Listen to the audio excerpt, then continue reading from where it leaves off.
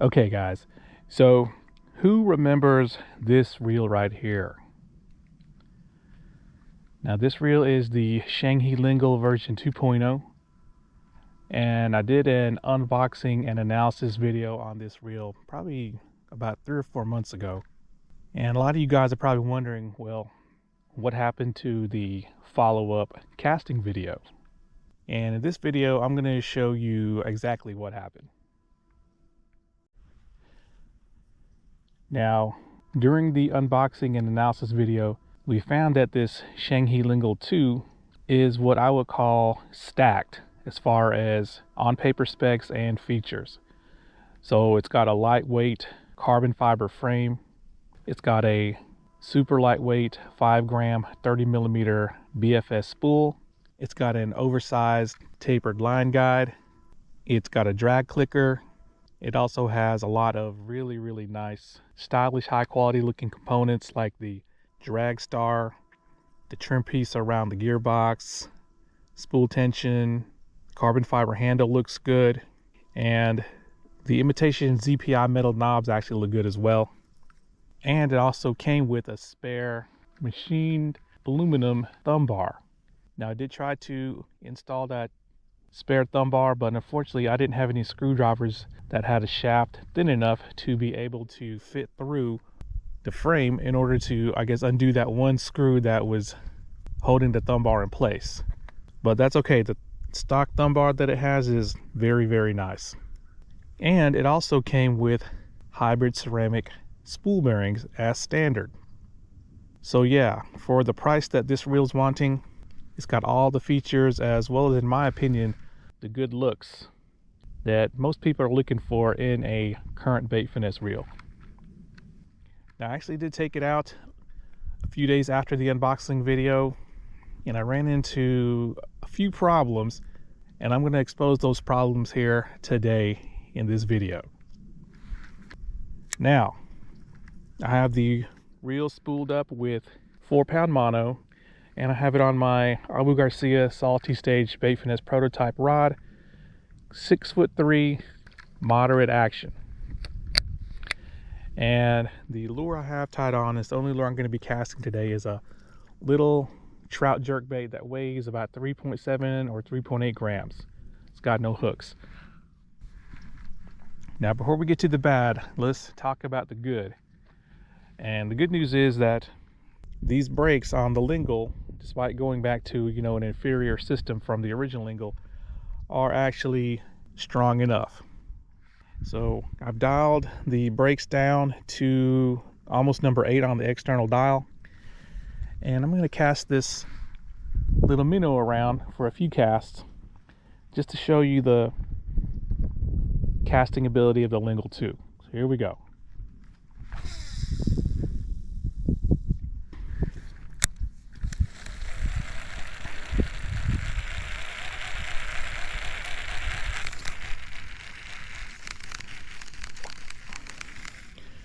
All right, so there was a nice overhead cast, probably went at least 30 yards, if not more.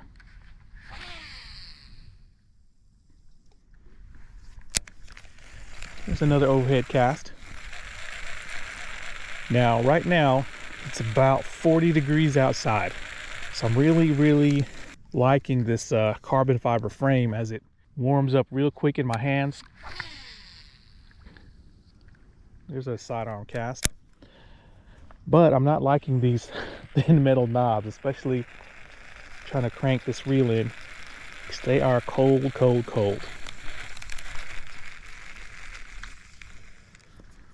And let's cast over here.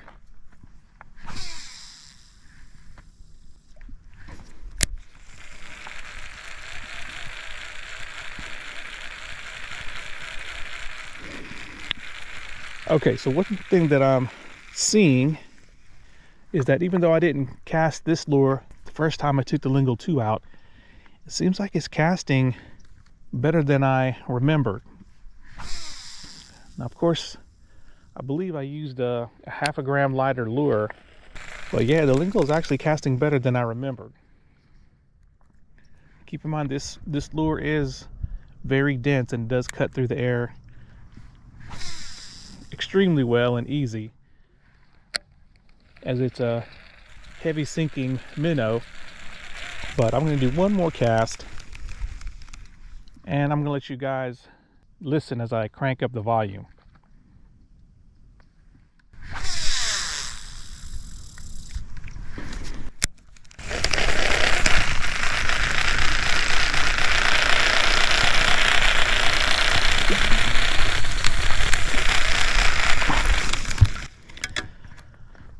Okay, so surely you guys have been hearing or listening as I've been casting around that this reel is extremely loud and buzzy during the cast.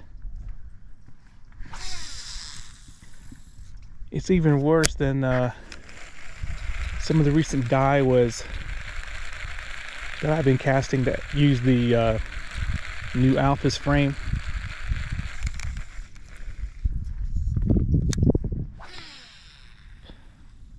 But the thing is, you can actually feel that rough casting through the frame. And I think that it might be hindering the casting distance, even though these casts I'm doing now are actually pretty good. But I think that these hybrid ceramic bearings, while they look good on paper, you have to remember they're included as stock in a what I would call a budget AliExpress reel. So just because the bearings are hybrid ceramic, you know, they have the cool little orange seal, doesn't mean that they're quality.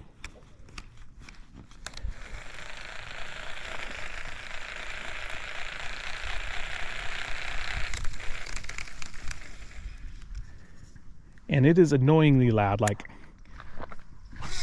I would be embarrassed to fish this around a bunch of other fishermen, as they would all probably turn their head and look at me every time I cast it. And not in a cool way like with a Shimano DC reel. God, that's loud. And you are definitely feeling it through the frame.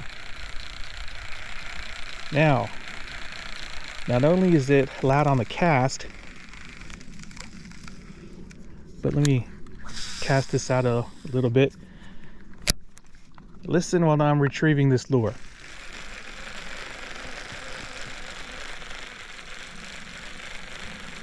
It is very, very geary, and there's a lot of, I don't know, knocking and clicking.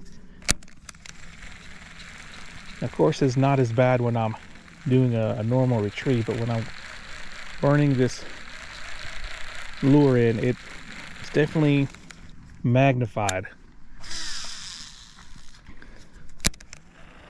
So this graphite frame, or this carbon frame, along with these knobs, definitely transmit every little, I guess, gear mesh or little imperfection of the internal tolerances. The frame feels great and solid, but when you're just cranking it in, cranking in a lure, I mean, listen to that. You guys hear that? Some knocking and clicking.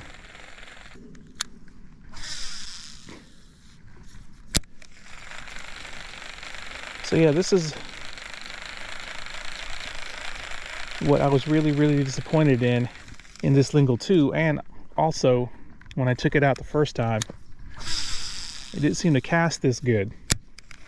And once again, I was using a lighter lure, and I think I'm going to switch over to that lure real quick. I think it was the Spearhead Ryuki 50 Suspend. So hold on a second. All right, so we have switched over to the Spearhead Ryuki 50 Suspend. Weighs about 3.3 grams. And let's start casting.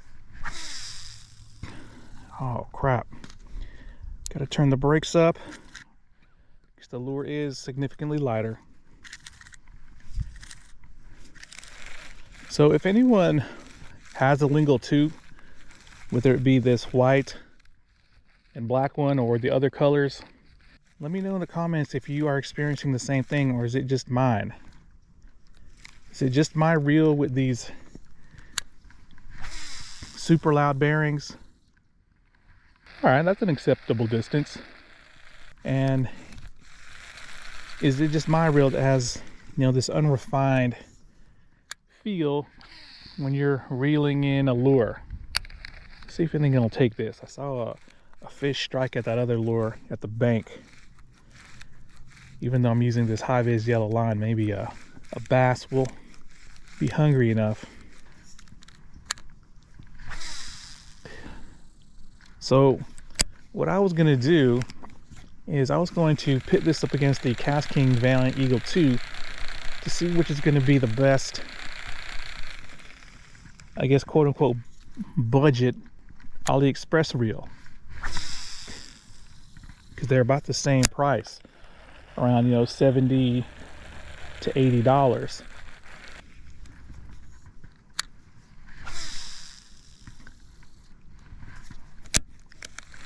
But I also wanted to flush these bearings out before I did that, but that would, you know, give this Lingl 2 I guess an unfair advantage unless I did the same to the Valiant Eagle.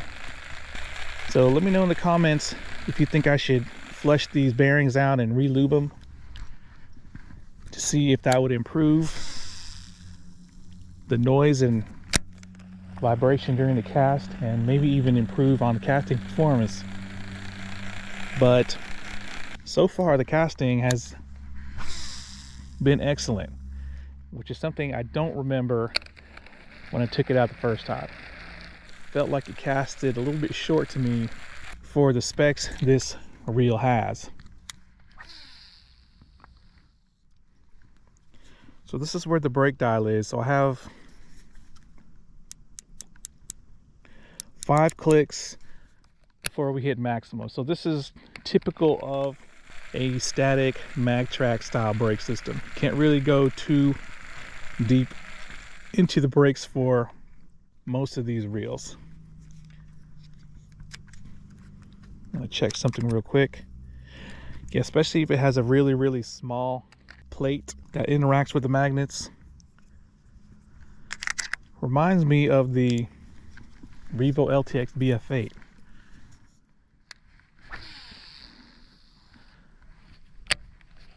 So yeah, that's pretty much what happened to the Lingl 2. If you can put up with potentially the